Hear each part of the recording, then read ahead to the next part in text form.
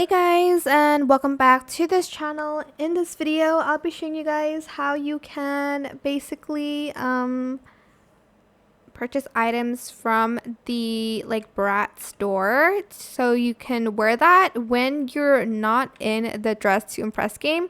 My gosh, I just realized that was there. So go to this area, the DJ booth here, and you can either go from this side or this side till you find the E section, like the E button. Select E on your keyboard or on your mouse.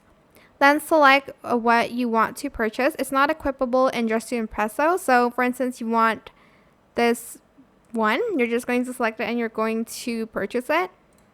So those items are for only outside of Dress to Impress, like for your avatar and stuff like that. And that is it. I hope it was helpful for you guys. Don't forget to like, comment, share, and also subscribe to this channel if you haven't done that already. If you have any more questions about this video, just leave it in the comment section down below. I will try my best to answer them all for you guys. And if you found this video helpful, please click the thanks button as well.